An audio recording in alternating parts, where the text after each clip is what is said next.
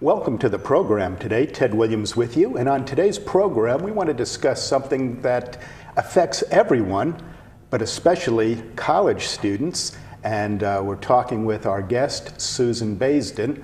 Susan, welcome to the program. Thank you.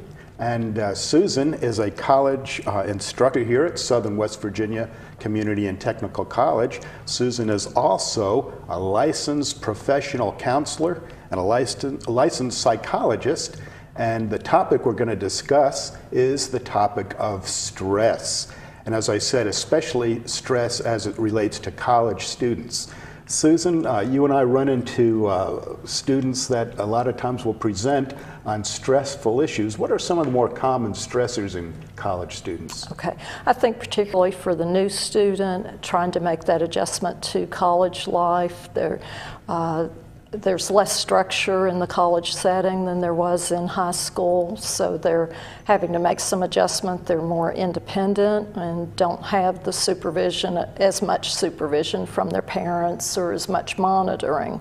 So they tend to have more independence, more responsibility, and that increases more stress. And so how would stress show in college students? Okay. Typically in a college student who is experiencing stress, they may be having difficulty meeting deadlines, meeting their assignments.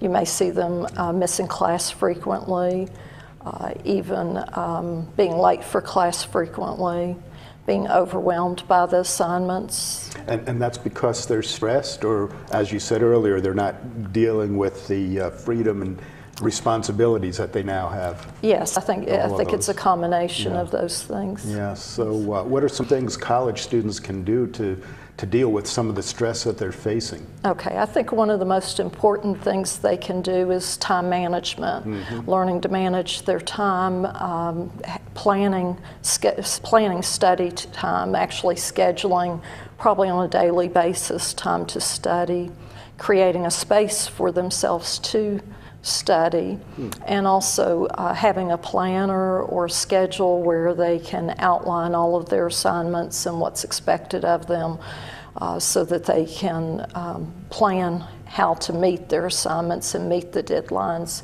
without waiting till the last minute to do so. I'm glad you said time management, because that's one of the components in our orientation class for new students, and they're given a planner. Hopefully they would use it and plan their time. And what are some other things that are stressors to college students? Okay. Actually, trying to balance out their responsibilities between their college assignments, and many of them also hold jobs, maybe a full-time or a part-time job even. And some of them have families, some of them have babies or young children they're taking care of, so trying to find a balance with all of those activities. Family, social life, job, and college, prioritizing. Exactly. Yeah. Yes, I think it's important that they prioritize and set a time, not just to get work done, but they also need time for leisure and to relax and to have some time. For hobbies and stuff like that. Okay. It's also important that they take care of themselves physically. Many of us don't get the amount of sleep that we really should receive. So taking care of and trying to get a good night's sleep, eating well, making sure if you take care of yourself physically. Diet and exercise. And exactly, you're much more likely to feel better physically and emotionally and cope better with stress. Well, we just wanted to let some of the college students know, and as I said, some of our viewers, this may not they may not be college students, but they get stressed every once in a while. How do they know? How do people know when they need to get help for stress? Okay, it is true. We experience stress every day, and some stress is good. It can be a motivator for getting things done, but when stress is overwhelming, and if an individual feels persistently overwhelmed and begins having difficulty on a regular basis or a daily basis with sleep and with appetite, difficulty with concentration and attention, or if they're persistently or consistently not being able to fulfill all of their responsibilities.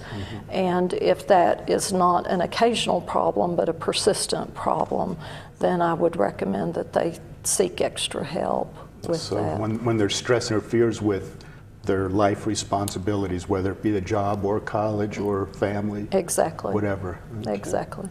All right. Okay. Well, college students here at Southern should know that there is a counselor on each campus that they can come into and get some of these tips that Susan just shared with us, and some other tips. And of course, they can go to the psychology professors and their advisors. And that's right. I think I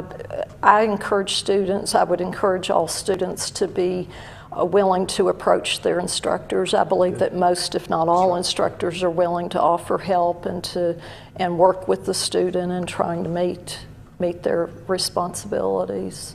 And as we closed, I'm glad you brought that point up here at the end, because as you mentioned, a lot of the students just out of high school maybe are not used to the freedom and their personal responsibility as far as college is concerned now, but also the students that are maybe older adults may feel intimidated to ask for help. Exactly, Yeah. exactly. So I think as instructors we can welcome the students to come to us for help, and then hopefully the students follow through with that and would be willing to seek that help.